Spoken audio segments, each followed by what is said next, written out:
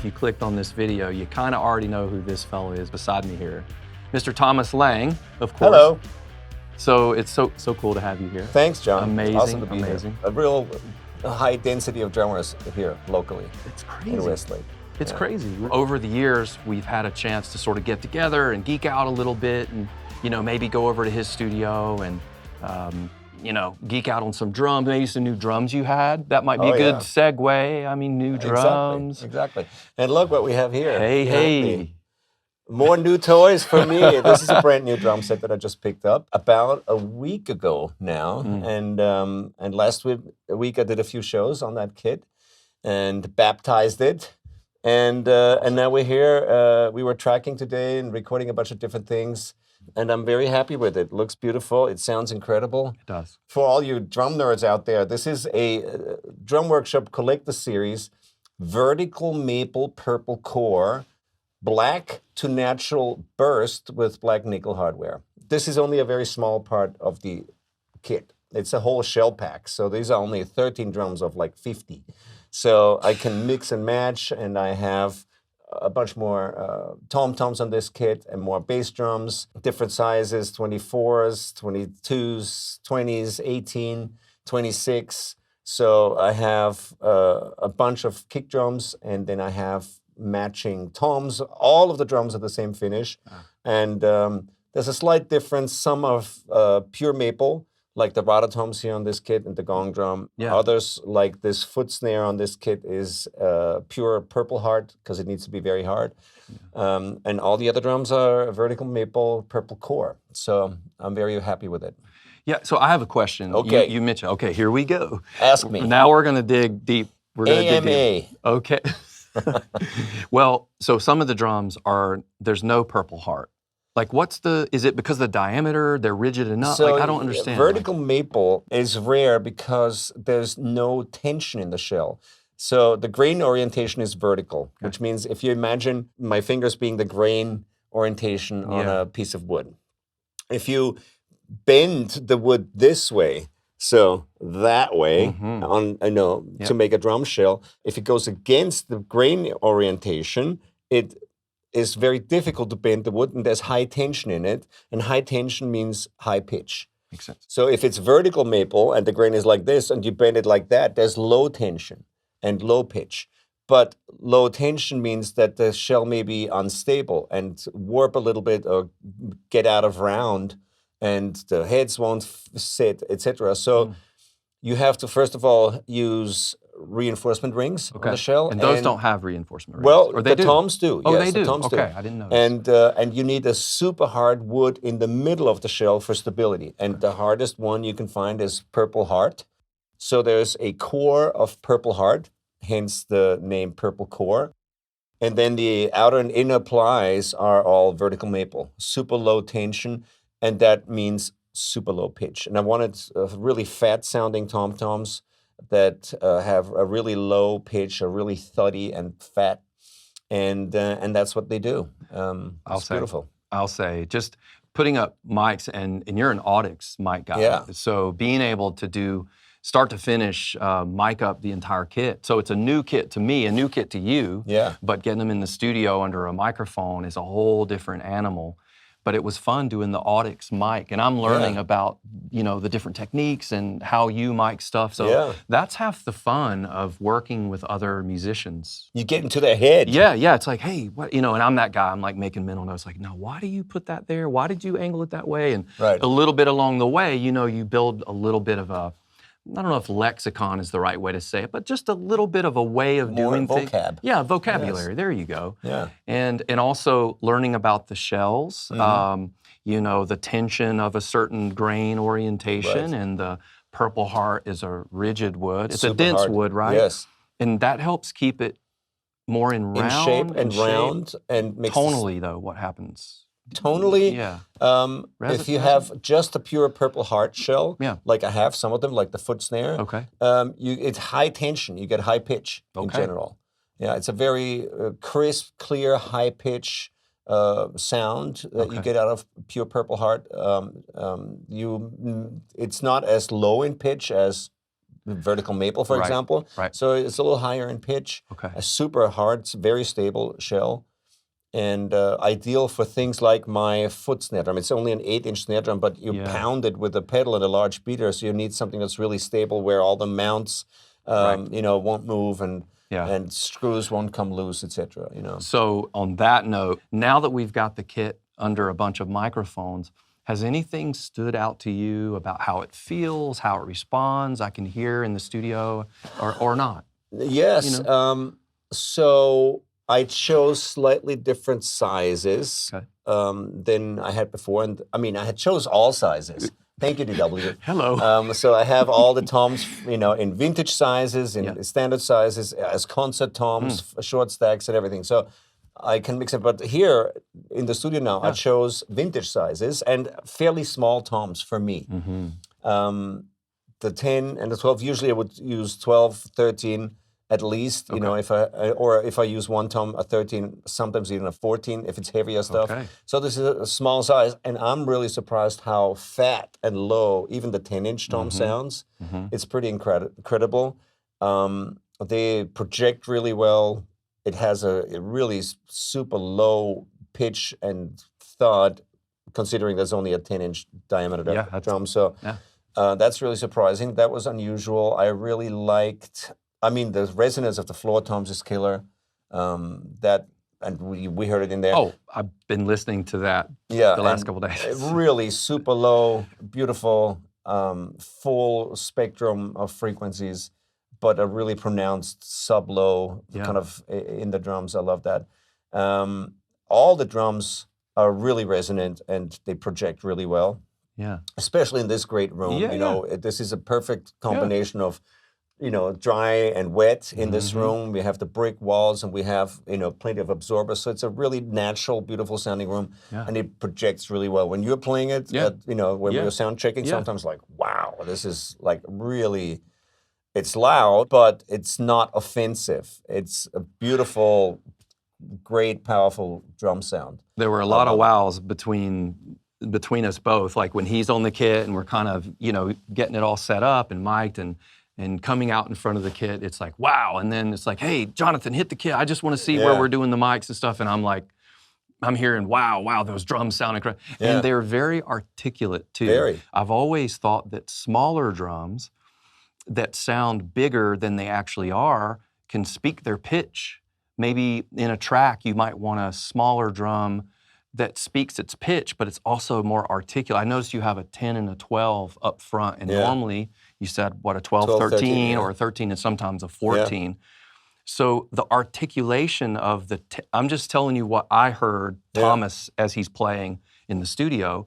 I noticed the 10 and the 12 were really articulate, but they sounded, like you said, they sound bigger than the drum size would tell you. So it's like the best of both worlds. Yeah. It's a little deceiving because you wouldn't expect that kind of a sound at low end out of a smaller drum like that. But they really do. They really project incredibly well. Yeah. And they feel good still, They have that response, and like you said, they're very articulate, and they're very comfortable to play. Yeah. Because sometimes on a 12, 13, whatever, if you want to play faster things or doubles or whatever it is, you get kind of that floppiness if you want that low pitch. A little slow. With these, you don't have to do that. You can still get, a great tension going, so it's really comfortable to play. You have good rebound, and it feels comfortable. Yeah. But you get that low pitch, so I love them for that. And also, when you got around to the 16 and 18, so 10, 12, 16, 18, but what I noticed as you were going around the kit, so I'm in the control room listening and able to solo stuff. So I can listen sort of intimately to, hey, what's happening on the under snare and what's the, but what I noticed when we got to the 16 and the 18, it was still articulate. You had that sub-low that fills the room, but I still heard definition. It's kind of hard to get that. Would you say that that's the shell? I mean, I know it's a lot of stuff. Shells contribute to the sound, but they're not the major factor. Right. Technically, a drum is a membranophone. Right. So really, the one thing that vibrates and resonates is the membrane, and the most important thing on any drum is the membrane, as in the drum head, the skin. And you can have, a really crappy, cheap drum Yeah. with a good drum head, and if you can tune it a little bit, it'll sound amazing. The shell is really just a spacer between two membranes. Right. That's all it is. Yep. And there are, of course, drums without the resonant head, concert toms, etc., which I have many of. Can't wait to get those too. in here and hear and we'll those. set them up. Yeah, exactly.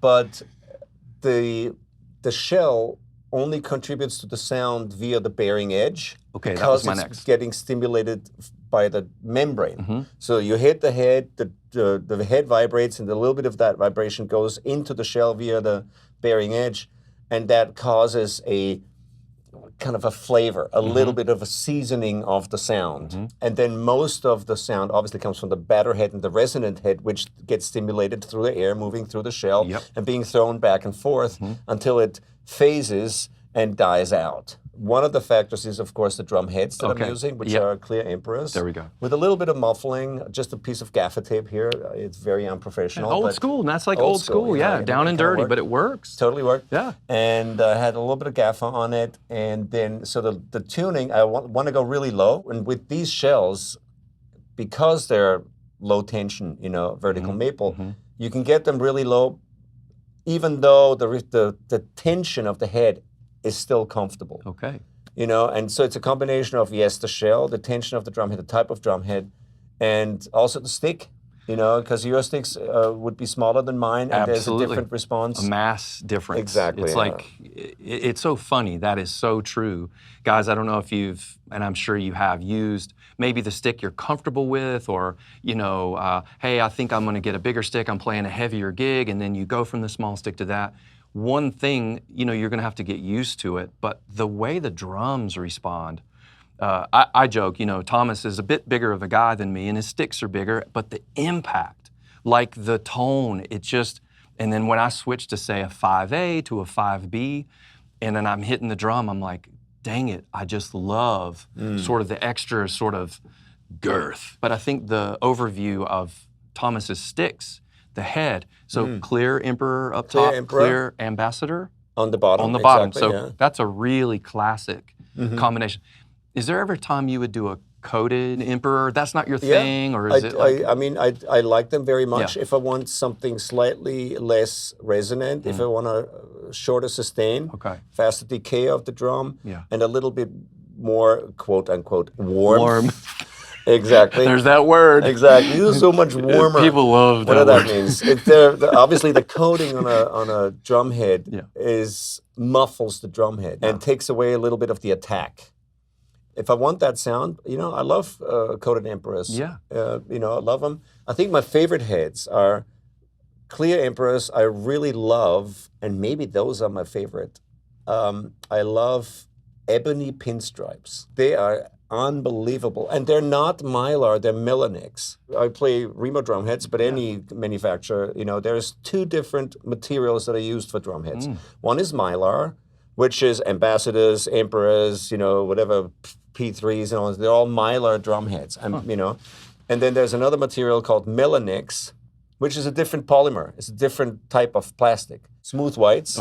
Ebonies. Or ebony pinstripes. It's a different material, and it sounds different. Or the DWAA film. Yes. Their version of the smooth white. That's, Milanix. So the smooth white, just to hop in there a second, it's funny because I remember a big session guy, Larry London, was known for his smooth white Emperor and other whatever brands. But, there's different versions of that. But, so take a smooth white Emperor, which I ended up using for years off of the word of Gary from Fork's Drum Closet back in Nashville. And they sound amazing. And I just was like, what's different? And to be frank, to be completely candid, I love coated Emperors, but my early days, I wasn't changing heads a whole lot. I wasn't really, starting out, you don't really have necessarily the tour support and so on and so forth. So I said, I love the coated heads, but they mark up and they look kind of old, fast. But if I get the smooth white ones, I'll get that look. But turns out I really love the sound of smooth white. And now you heard it with me. It's a different material. Yeah, it's I didn't know Milanix, that. not Mylar. Yeah. All these years, I didn't even know that. See? So I knew we were here opportunity to learn for a reason. Exactly. No, they're the Milanix, and I love the way they feel. They feel different because it seems that Melanix has a different type of give and rebound. They feel softer to me, just in terms of the attack and the feel. You know, the way the drumstick rebounds from the head and the way they feel, it feels softer. I don't know how else to describe it. You know, when people say that, you know, playing certain cymbals feels buttery, and they flex, and you kind of slice through them. You know, for example, Meinl or Sabian, even Sildian, they feel softer. There's more flex in the cymbal. It's obviously a combination of thickness and shape and blah, blah, blah. So certain things feel soft when you hit them. And Melanix or smooth whites or ebony pinstripes feel like that to me. It feels soft and nice. It's just comfortable to play them. And you can tune them really low, and they still have that fatness. Anyway, I like that. Crazy. But today I'm using clear Emperors, and happy with those always. And that's a classic set of heads. Like, you know, if you're somewhere in the sort of, hey, I'm going to, you know, I'm hearing Thomas talk about the heads and so on. I want to check these out. I would say that would be a very, very sort of, I don't know if standard is the right way, because it just depends on what you're going for. It's totally standard. It's pretty standard, like a clear Emperor. You use Emperors. I absolutely do. Clear Super Emperors. standard. I mean, literally the same heads, and I just, every time I think about getting away from that, I'm always coming back, and it's just, I don't know, it has a good DNA. Yeah, you know, you can't go wrong with that. You know, if you can tune, they always work. Even on a really crappy drum set, they'll sound great. So I'm about to break the internet just one level deeper with drum heads. And this, I didn't know this, but so there are drum heads that are glued and some that are crimped. Yeah. Is it a better, worse than? Or? Process of crimping is more difficult and more labor intensive and more expensive. It's very secure. You know, so you don't really get a drum head coming out of the hoop ever. That happens sometimes with cheaper heads that are only glued. So it's a more secure way to mount the head. And you don't get the weird cracking of the glue when you tune the head. You know, and a lot of people make that mistake that they're like bending the edge of the drum head to like loosen the glue. None of that is a really good idea. Just, you know, it may crack a little here and there when you tune them, but you play them for a minute and they're fine. I wouldn't like bend and try to actually loosen the glue, which long term doesn't make any sense because they'll come out eventually out of that head. And I love the crimped heads, like the DW stock heads. And there's another misconception, because a lot of people think, oh, those are DW stock heads. They're like the most expensive heads you can get because they have steel hoops or steel rings in the hoop where they crimp it. They kind of roll the head around a steel ring and then put it in an aluminum hoop, in like a U-frame hoop, and then crimp it. So the head is super secure in that, around that steel ring in that hoop, in that aluminum hoop. That's why they are much heavier than any other drum heads. Have you lifted a DW drum head, which is made by Remo, versus a regular, like take a DW, like AA film, like a smooth white, and a Remo smooth white. One has a steel ring in the aluminum hoop, and the other one doesn't. So it's much, much heavier. So that's been spec'd by DW. I would assume. They designed that. That's their spec and their preference. And they equip all their drums with these stock heads, which have those segments of coating on them. Just the right amount, not too much, not too little, just around the side. Because on tom-toms, you don't use brushes or whatever, so you don't need any coating in the middle. It'll just come off. So they're clear in the middle and have those little segments of muffling on them, which takes off just the right amount of overtones. They have the steel ring in there, which makes the hoop heavier and much more stable.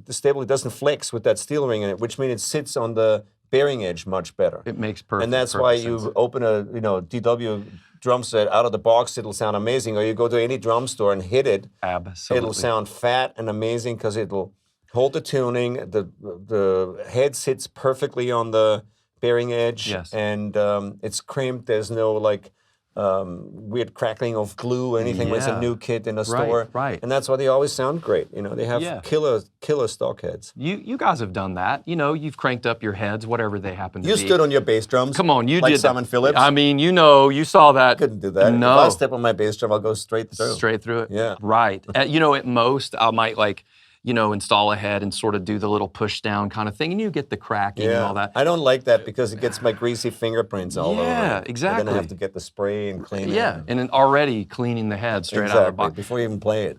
Absolutely, and you just led me right where I wanted you to, and I didn't know that I wanted you to. Segue. No, it's so funny, man. The bearing edge, we kind of skirted the bearing edge about how, you know, maybe that's the contact point for the drum head that sits on the, you know. On the shell. So what did you end up going with? 1545. Okay, so can you explain that for the folks out there? If you have a drum shell, okay, here's the top. Okay, this is the cylinder. Yep. The top and bottom edges of the shell, I call it the bearing edges, and you can angle the outside sort of roundering, you know, of the shell 15 degrees and 45 degrees on the inside. Yep. So you get a point that the drum head sits on. Awesome. And that's a pretty standard combination of angles. Okay. There are rounded edges on top, now, vintage. Talk to me about that. Well, with a rounded edge, you have more surface contact on the drum head. Okay. And that means muffling the head. Okay. So you have a slower, shorter sustain. They sound more vintage and warm because you use a coated head, which is vintage. Right. Because everybody used to play jazz and need coated heads for brushes. Yeah. So you have coated heads on a rounded edge. So more surface contact means more muffling and not such a tight point that the head sits on, which gives you a lot less surface area of contact between head and bearing edge. And that makes it a little more articulate, more modern sounding, more precise in terms of attack. Yeah. How about range, tuning range with those edges versus, say, a round over? Would you have more tuning range, say, with a in my experience, sharper, you do. A little more up, a little more down? More tuning range, not necessarily in terms of pitch alone, but you have more flavors, more overtones at different tuning ranges. So, you know, with a vintage tom, with a rounded edge and a coated head, you can tune it really high and jazzy, and you know that typical jazzy gun goes boom. It doesn't ring very long. Right. Even although it's tuned very high, you would expect a lot more ring, and you would expect more overtones from that. Right. But you don't get that from the rounded edge. Because it's muffling it because of how much is touching the head versus the sharper. So 15 degrees. So obviously there are all kinds of edges from the outside of the shell. Yeah. Just the very outside. You have a really minute little area of 15 degrees and then 45 into the drum. There are some that are, 45 only. Yeah. Just a straight cut from the outside of the shell. But that means that some heads don't sit perfectly on it. First thing I thought about, So this edge cut actually almost perfectly ensures that the head's going to seat on the drum because, there are some variations, and if you're right up against the edge... Yeah. Living on the edge! It's just a matter of time. Just insert some music right there. But, so I guess if you put all that together, I'm going to talk about Thomas like he's not here, but I'll talk to you. Basically, pretend I'm not here. What Thomas did was, but breaking it down, you made choices on this kit because I happen to know that, I don't know all the kits you've had. I don't know all the DW kits and other kits throughout the years, but maple mahogany. Killer? Killer kit. I mean, it's not the thing to get here, it's not a good or bad. These are just tools. These are aesthetics, the way it looks, the way it feels, what tour I'm doing, what record I'm making. So having different choices is kind of great. It's great. It's a luxury. That's why you probably got all the sizes you did that aren't here, but we'll hopefully be able to show you. We'll shoot some of that. Yeah. I mean, For me, it's perfect because I have all these different drums and sizes. I can mix and match. I am a little OCD in regards to the visuals. Yeah. I don't like Frankenstein kits. Right. Like if you have different finishes, or yes, maybe you have a drum that's exactly the right size, but it has a different finish. Yes. It kind of rubs me the wrong way. I get it. I want everything to match and look beautiful, and it has a certain aesthetic. So I had all these different drums made in the same finish. Right. You know, with the black nickel hardware and the black to natural burst. Yeah.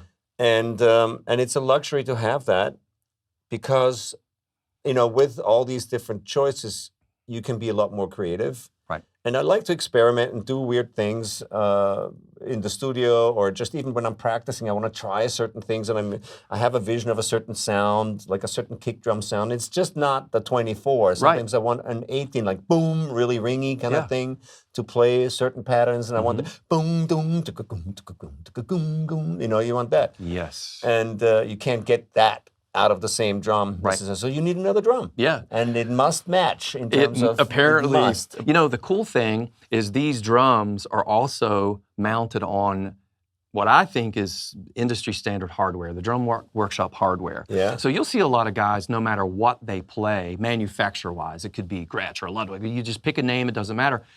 The through line oftentimes is they've chosen Drum Workshop hardware. Yeah. So let's say they're not playing DW drums. So the hardware, Yeah. that's something that just about everybody I know uses and agrees is pretty much some of the best stuff out there.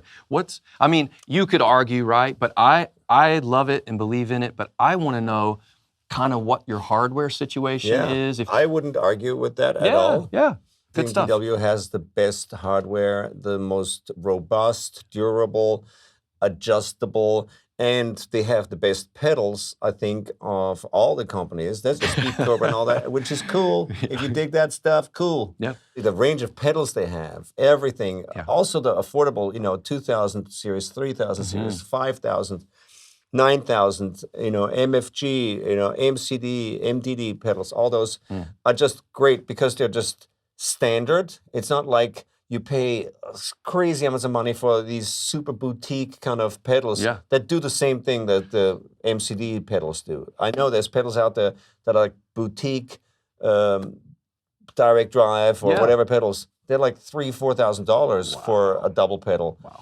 And these pedals kind of do the same thing. And they're really super high tech and beautiful, and I love them. Yeah. So they make the best pedals, in my opinion, the biggest range of pedals, including things like offset hi-hats. We talked about it earlier, cable hats, but also offset hi-hats with a universal joint. Yes, you know? that, it's funny because I was just telling Thomas, I kind of want to get the sort of the cable hat, you know, the Donnie Wynn. Donnie Wynn. We actually were talking about, wait a minute, Donnie Wynn used to do that, sort of the hat in the middle with the exactly. Instead of the first rack time, he had the hats. Yeah, it was cool. Yeah, and it seems like I remember or recall it was an ergonomic thing, but the offset hi-hat that you just mentioned, basically the pedal's here, but it has this direct linkage, but it scoots your hat over, but it's still like a traditional, quote unquote, traditional hi-hat.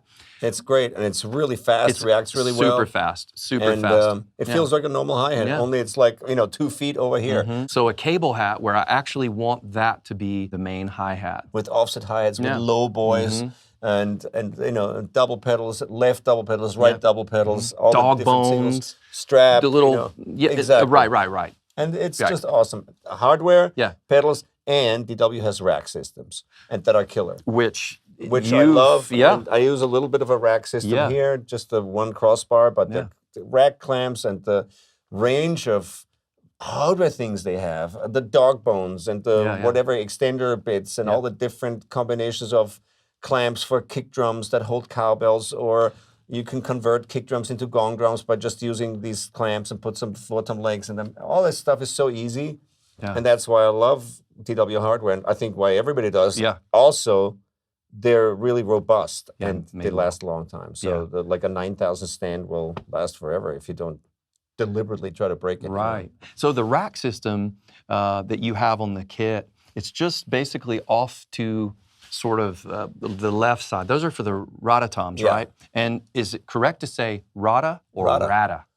Rototoms. Rototoms. Rototoms, yes. Okay. Roy Mayorga, do you know Roy Mayorga, the drummer? Yeah. The first story I heard is that Roy Mayorga was the first artist to ask them to make those drums, and his nickname in high school was Rata, as in rat, Rata.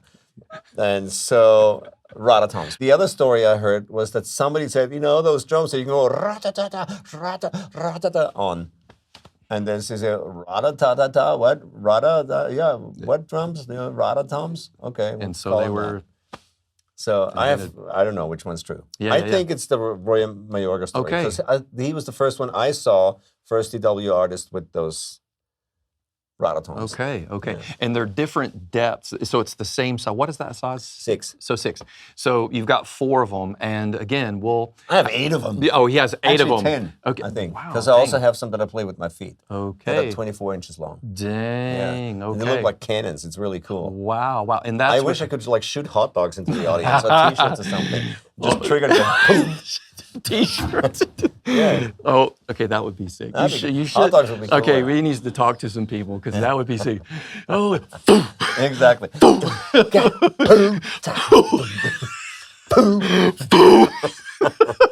oh my gosh. That'd be great. That would be incredible. The only problem is you always shoot at the same person in the audience. I know. Because you can't really adjust them. Right, unless they could had some They kind end up going home with 20 hot dogs. That's an idea for DW. Hey, get on I gotta that. go there, speak to Rich over there. DW, go, hey, how can we convert a rototom into a hot dog gun? Air compression, Yes, maybe some kind of like a bait ball out in the. That'd be There cool. goes. They have them in deep sea fish.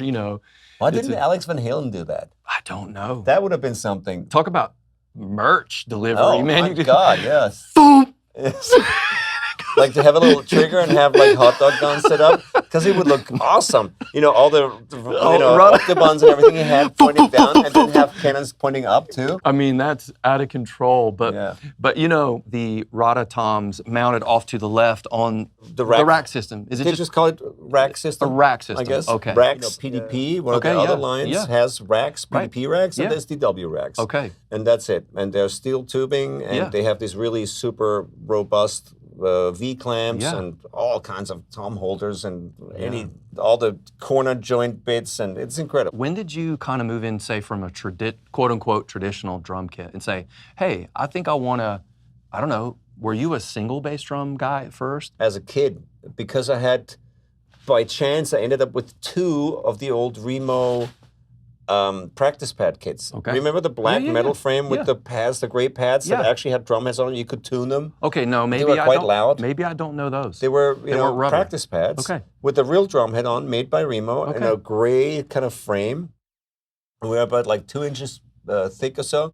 And had foam under the drum head. Okay. And they felt kind of like a drum. Okay. You could tune them and change the tension of the pad, and but they were quite loud. I ordered one when I was like 5 years old, and it arrived like a year later because it took forever to ship stuff like that too. There's no Amazon, right? There was no Amazon, and I lived in Austria, and ordering anything from the US at the time took forever. Right. So it arrived like a year later, and it was broken. 2 of the pads were broken, and somebody else had also ordered one, and also 2 of his pads were broken. So the guy from the store said, the first guy said, I'm not taking it home. It's broken. Yeah. Okay, whatever. And then I came along and said, well, mine too are broken. And he says, this other guy didn't want to pick his up because 2 pads are broken, but you have the 2 pads from the other guy. Just put them on your kit, and I'll give you the frame too. And the frame had a kick drum pad mounted on it. Double bass drum. So I ended up with 2 frames with 2 kick pads, but only 4 drums on the top on the one kit. Okay. So I put the frames together and put 1 rack tom on each, a snare drum on the left frame, floor tom on the right frame, and then I had the 2 kick pads. That's crazy. But only 1 pedal. Okay. And so for a while, I was just playing with my hi-hat, and like, that feels wrong. I saw the empty pad down there all the time. I was like, I should really have a pedal for that. So at one point, my parents bought me another kick drum pedal. And so it's fairly early. I don't know, it must have been like, I think 9, 10 or something. Wow. At least. Okay. When I started playing double bass, and as soon as I did, getting back to your question, when did I start doing the double bass and like toys and stuff like that? As soon as I started doing that, I got into more linear licks and more non-linear like coordination stuff. Okay. Because I asked my teacher, should I practice the double bass thing? And he said, he wasn't a double bass player. He's like, no idea. I guess just play the same things you played with your hands. You know, Okay. take your snare drum book and practice that with the feet. Huh.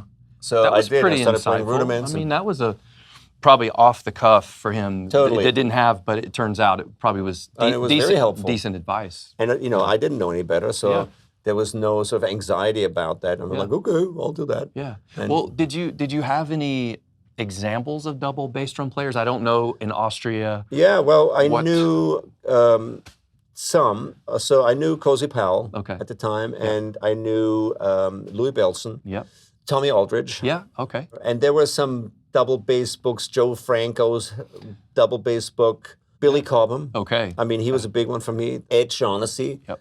you know. Mm-hmm. But there weren't that many like killers, you know, double bass. I mean, Cozy Powell was probably, Okay. you know, and Tommy Aldridge. So that led you sort of into the double bass thing, but then the side snares, the foot, like when You know, did that that go? happened also soon thereafter because I think because of these two frames that I had, Yeah. everything was very symmetrical. The two kick drums, the two tom toms, the snare and floor tom pad. And then when I added something on my right side, I wanted to add it on my left side as Okay. well. I wanted it to be completely symmetrical. Right. And I also tried to obviously play everything symmetrically. So I did a lot of left-hand lead early on. Okay. And I just, whatever I put on my right side, I wanted to put on my left side. Maybe it's a OCD has benefits, OCD guys. thing. I'm telling you, the symmetry. I mean, it paid off. Yeah. I would say. Not that this kit is symmetrical, but Right, at right. least I have stuff on my left. I actually have more stuff on my left than on my right. I have one, Yeah. 2, 3, 4, 5, and only 2 on my right. I have 5 drums on my left, 2 on my right. And that's independence. There's a lot of independent stuff, and I mean, being a drummer anyway, Yeah. like playing with feet and hands. A lot of people are still amazed at what we are able to do, but it's like second nature now. But that's like an extreme version of being able to have your left foot doing something over here, and Right. I mean, listening to you play, it's just it's a thing. Yeah, I you know? like to, experiment and dabble with things that I haven't heard before. Yeah. And there's a lot of room for creativity and development in the world of non-linear layers of drums and kind of groove design, where you can actually play fairly complex patterns between just your left side, because that's underworked in drumming, you know, historically, totally. You know, pretty much everything with those, you can play any kind of beat just with the right hand and the right foot. Yeah. And that's really And I do. Yeah, and you do. And that's what I do. Exactly. You can have your sandwich and play, you know. Yeah. And you can do that with traditional beats. Right. You know, they're It's very not very easy. complex. Yeah. And I always thought that the left side is so sort of underserved, you know, and could do so much more. Yeah. And so I started developing ideas where design grooves and licks and parts and layers of rhythms that are kind of ostinatos, where I can play some melodic stuff and also some rhythmic stuff, and sort of interwoven patterns between left hand and left foot while I'm doing the right hand stuff. Okay. And it's fun for me because it's something I haven't heard before so much, especially in a sort of approachable, quote unquote, commercial context. Right. You know, where it's groove based. Yep. I think it sounds really hip. It's It cool. does. And you can add a lot of flavor and spice to a lot of standard grooves that way. And so here's the cool thing. Yeah. And it's like I just make a point to make a point right there. Okay. So I've got a couple more questions for Thomas, guys, but don't worry, we're going to be back. There's more drums, there's more recording, there's more stuff. Some hangs probably with some other faces and other, shizzle. you know, personalities. I do want to ask you a couple of things about the finish of the drum kit. The paint on it is a black to natural burst. So on the edges of the drum, it's black, and then it fades into the natural color of the shell, and then back into a black. So I wanted the black nickel hardware on a black shell, Ah, but I nickel. wanted the middle of the drum to be natural. Right. Because I like black drums. Traditionally, for many years, I've only played black drums, Yes. with leather hoops and Yeah. fancy, like piano black Yep. or matte black. But Right. all of my drums were always black for a long time. Mm-hmm. But I always really loved natural finishes Mm-hmm. that aren't too busy. I don't like the Mappa burl and all the super exotic woods with all the bird's eye maple or whatever. Yeah. It's too busy, I think, and it looks too much like furniture, Right. like really expensive, like living room furniture. Mm-hmm. But I love like a blonde maple. Mm-hmm. And why? I think it's because I was a huge Billy Cobham fan. Ah, okay. And I saw him play when I was a little kid. Yeah. I saw him play on a Tama Superstar, blonde maple kit. Yes. And he also was in the front of the Tama catalog in the late 70s or early, maybe it was 1980. But this Tama catalog, Okay. I don't know if you ever looked at the old catalogs. I was a not total geek, and of course I collected all the catalogs. And he was on the front of that catalog with a large blonde maple kit with 4 rack toms, 3 bass drums, gong drum, octobans, and the whole thing. And I just fell in love with that look, just maple with chrome hardware, super simple. And then when I ordered this kit, I couldn't decide, do I want it black or do I want maple? And I said, I'm going to go black kit. I'm like, no, I'm going to go change it up and go all maple. And no, I'm black. And then I was like, just do both. Yeah. So this is both. This is Yeah. black to natural maple burst. And the what is this? It's It's just a wax, like a matte wax on it. Right. It's not It's not a lacquer. satin or gloss lacquer. Okay. It's just a oil, I think it is, not a wax. Oh, right. Oil.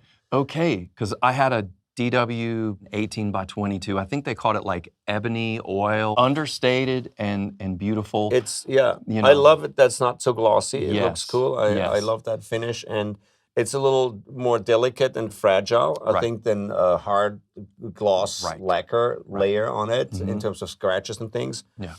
But She's beautiful. she's beautiful. And I know in person you're not able to see, but we definitely are going to get up some visuals. Here are some beauty shots. Some beauty shots. Check out her beauty. Right here. Like I told you earlier today, I mean, we've been pals for several years. and Yeah. it's never lost on me getting to be around. And we're neighbors. Yeah, dude, seriously. I literally, John's studio is here, and I'm a minute that way from here. It's literally, And Starbucks is across the street. and Starbucks is and the taco place. Yeah, and La Esquina, a little taco joint. It's awesome to be here. Yeah, and as Native South Studios, guys. okay? yes. Come and visit sometime. Yes, Westlake Village. Took the words right out of my mouth. Having Thomas over there is really cool. It's like, hey. And many other drummers. Oh, yeah, tons. Like I said earlier, it's like Drum Central here in Westlake Village. Yeah. So you guys, I hope you enjoyed this little feature, not even an interview really. It's just a chance to hang out with a friend, and we were just recording and I thought you were going to ask me another question. I've got to. Don't forget. I'm actually wrapping this thing up. You're wrapping it up? Basically, I'm eager to answer more I know questions. it's time to go. But I just wanted to say thank you so much for checking out these videos. And I've for a while sort of let you know stuff's coming, it's on the way. And it just takes a lot of work to get the video aspect and to wrangle and all that to get some of this stuff together. It's nothing. It's nothing. We set all this up in an hour or so. All the mics, we have 19 mics and 19 inputs in here, and I don't know how many cameras going. Yeah, 1, 2, 3, a few. 4, 5. A few. And no, it was nothing. It's fairly But easy. you know, it was really cool. I really enjoyed I brought a lot of my Audix microphones. Yes, you did. Because John has this other collection of amazing microphones in his studio, and he's used to his setup and your signal flow the way it is with your mics and everything. Yeah.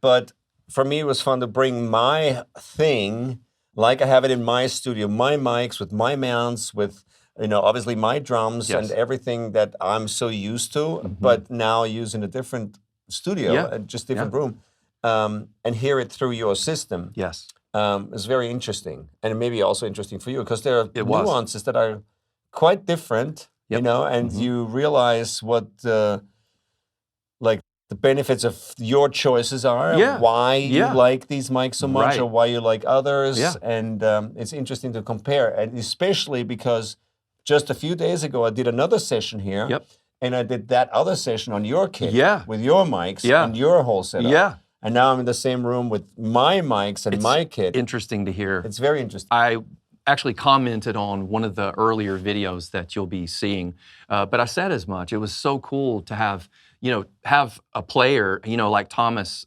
come in, or anybody that would come in and say, hey, this is my setup. I've got my clip-on mics. I've got my sort of brand that I really believe in, and I wasn't really familiar. Of course I know Audix, of course, world famous, but you don't always get up close and personal with different kind of mics. With different mics, and so to be able to basically have Thomas say, hey, I'm gonna come in and I'm gonna do my thing, and I wanna see what that sounds like in your space, was pretty awesome just to see it. And also, I'm over here taking notes because I haven't in the past necessarily been able to mount things, and it's so discreet. It looks great. It films great. It's quick. It's quick. It's easy. There's a lot of like check, and also the look of it. I mean, the look of it. There's only minimal stands and all that, but hearing the different mics.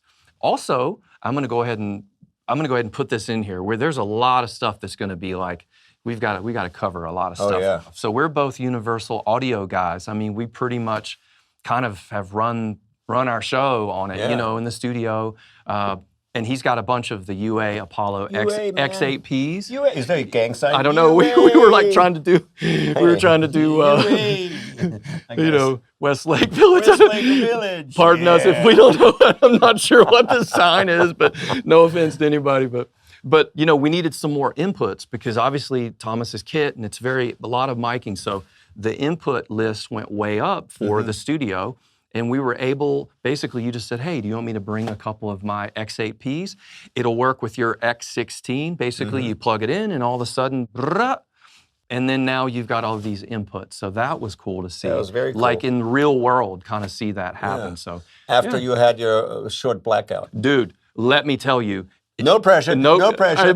Why is it not showing? It didn't show up in Logic. Press the right button, Dude, no pressure. I'm telling you, you absolutely know it's a different game when you have clients, let's say, looking over your shoulder, going, well, it works it worked in the last studio. I don't know why. So exactly. So you just have to collect yourself and go, why does Logic not see the inputs that this mixer sees? And of course, it's always one button push away. And of course, that's what happens. You guys have to know that John is actually my go-to troubleshooter.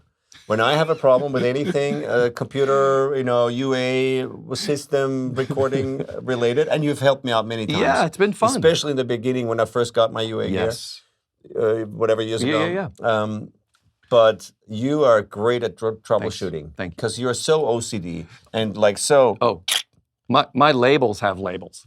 My label maker has a label maker. Exactly. It says label maker Hank on the Hill label would be maker. proud, by the way. A little King of the Hill reference over there. But again, you saved the day earlier or yesterday, whenever that was. Because those can be showstoppers. In fact, my girl was actually, she looked up some of the the fixes because I'm over here just troubleshooting, and she said, what are the keywords to look up? She's incredible that way. Trouble and shooting. Trouble and shooting. So literally. One of the things that came back in one of the queries was these are session enders. These things that happen. It's like, and then you realize, it literally was reload just for you guys out there with Apollos when you're connecting it and your mixer, your Apollo mixer. This is free here for you guys. Free advice for you guys. Free advice. Basically, if you decide to connect an Apollo to say Logic, and then you add another say Apollo of whatever kind, and you see it in your Apollo console. You see it in your console, but you do not see the inputs in Logic. That means Logic doesn't see the driver. So what you do is you have to go into your settings under the I/O matrix, and you have to click default, I believe is the word. Yeah, default. No, automatic. Oh, automatic. Not custom. Not custom. Automatic. Anything you've done to change your driver, have your ins and outs a certain way, you absolutely have to go, and you basically tell the Apollo, hey, all those inputs you see in the mixer, now you need to have the driver be there for Logic. And then it'd be a good practice just to restart. So that's what we did. And we were just like, there it is. So push button when red light flashing. In record. Danger, warning. And literally that's one of those things that just that stuff happens. Not a lot of people talk about it, but we've got a bunch of stuff coming. There's going to be some more drum stuff, videos, the toms, the short bass drums, the concert tom. I mean, there's a lot of stuff. We'll do a full drum nerd out. Yeah. Next time I'll bring all my concert toms and short stack kick drums and like weird snare drums, and I have all kinds of custom drums that are quite unique, so we should show them off. Yeah. So that's going to be in the pipeline. But I did kind of want to sort of come in for a landing, because I know you got a lot of stuff coming up, schedule playing tours. Yes. What's the next few weeks looking like? Now going to Europe again for a tour with Gilles Terolas. He's a French guitar player. We're doing a tour. Then I'm doing some work in Italy with an Italian singer, and then I'm playing some New Year's show in Vienna, and have rehearsals and sessions before that, and then back to Mexico in early January, and then in February and then I have a camp here in LA late January, just around NAMM, and then all of February I'm in Brazil. I've got 25 shows in Brazil all of February. Dang. And it's just madness. It goes on like that. Really, I'm not even thinking about work anymore. I just think about free time. You know, it's the opposite of what it should be. Yeah. I'm like, oh God, in 3 weeks, I've got a day off. Wow. Yeah, you know, it's not. I'm not looking forward to the all the travel and work necessarily. It's been a lot, because I was just in South America for 3 weeks, and before that, I was back and forth between LA and Europe 5 times in a month. Crazy. Always for like 2 days and back, and then go back again for 2 days and back, and the next week go for 3 days and back, and then I went to Canada in between too. So it was pretty crazy. Man. So, but it's nuts. Those international flights, for people that haven't done it, like flights just across the U.S., you know, from coast to coast, that's one thing. But you're talking about internationally going through, and maybe you've got layovers and the food, the time and you're just is exhausting, because you don't sleep, you know, when they're there, because you're jet lagged, and then you come back here 3 days later and you can't sleep here, and you do that 5 times a month, and then you're just like, well, I don't know when to sleep or what sleep even is. Yeah, and you were talking about always having all these songs that you never really can fully, you've got so much going that you've got banks of shows and charts to make. And that's the exhausting bit, is the learning of all the new material all the time. That takes the most work, preparation, obviously. You have to learn new sets all the time. Like tomorrow, I'm learning a new set again on the plane, you know, or day after tomorrow. So, and it's, you know, a live set can be between like 15 and 20 songs, you know, unless it's some fusion gig and you only have like 6 songs that last 15 minutes each. Right. But, you know, usually it's a lot of songs. You know it. You just learned the Puddle of Mud set. So you know what it's like. It takes a long time to play like 20 songs really authentically and with the right attitude and everything. So you have to play each song. Probably when you're rehearsing and practicing and learning, you have to play it at least 30, 40 times to be in it. Yes. And if you don't have the chance to actually take the time and play at home, but if you have to do it on an airplane and it's all just in your head and the sort of mental preparation, it gets very you know, exhausting mentally and intellectually, and also gets a little confusing. If you learn, like, sometimes I'll do a record and I have to learn or read music, and sometimes I'll learn it for a record. Yes. And then you play those 12 songs and that's it. You'll not play them again, ever, possibly. It's a trip it's how like that goes. erase and replace all the time. And that gets exhausting and confusing. Right. A lot of records, sometimes I play some guys, like guitar players, like rock fusion record, and then I do another one. And they're kind of similar. Because a lot of that music is kind of similar. Yep. And then I'll play another one, it's very similar, and another one, and you make 10 records like that, you can't remember whose record is what and which song belongs to where, and then, you know, maybe you perform some of those songs live at one point, you can't remember. You need a frontman selector, like artist reminder button. It's like like a distortion button. Artist reminder, boom, who was it? Oh, yeah. Exactly, exactly. Well, and do you have any, like, vacation? You were talking about you're so busy, but hoping for the opposite, actually, a pocket to have a little time off. Yeah, I don't have. There's not one. Christmas. Okay. I have like 5 days off at Christmas. Awesome. Doing anything fun in town, out of town? I mean, in Europe, I was spending time with my dad. I'm going to be going to the pool and sauna, and I'll do some wellness and drink some glühwein and some hot punch. Okay. And that'll be it. It sounds Yes, like I'll a eat nice. some roasted potatoes somewhere in the snow, and chestnuts. Awesome. It's wintertime. It's cold there, so I bet so. I'll do anything to warm me up. Rum, hot rum and tea, and Okay. yeah, Okay. I'll be doing that. Okay. Very, very cool. Well, thanks for running us all through the welcome. next. You're welcome. The next few weeks. But you heard it from the horse's mouth. A pro. That's the horse. I mean, I'm the horse. But getting to hear sort of the real life workload. It's a lot. It's taxing. It's not all glitz and glamour. Like it takes a lot of work to. Is it not? I mean, well, It's not all glitz and glamour. is it not? You telling me that now? Oh my gosh, Seriously? we're in a little deep to just be finding that stuff out. I mean, it's. I thought it was all just glitz and glamour. Wait a minute, I didn't get that memo.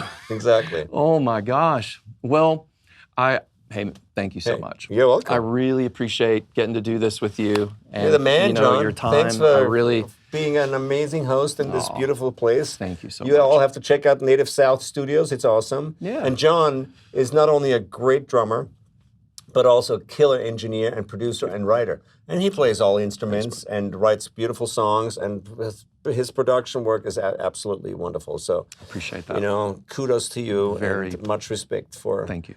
all these amazing records you have produced and continue to produce in the future. On the way. Yes. I appreciate it. Well, how about some socials really quick before we take off? Like where can someone it's find Thomas Lung at glitzandglamour.com. glitz and glamour, dude. Oh my No, gosh. not really. I mean, No, at ThomasLangdrum. You'll find me everywhere in Okay. my socials. And my YouTube is Thomas Lang. I think at Thomas Lang. I yeah, don't even you know. can get, I mean, Find me on YouTube too. yeah, I exactly. mean, Google, and you're there. So go check out Thomas. If you don't know, which I'm sure you do, if you don't know, go check it out. Spend some time. Check out some videos, and I'm sure you'll appreciate what he does for sure. So we've got some more coming. I wanted to say thank you again for checking out the other videos. We've got more on the way. This is The Real John Smith here with Thomas Lang at Native South Studios here in Westlake Village. And thank you so much, and we'll see you again soon.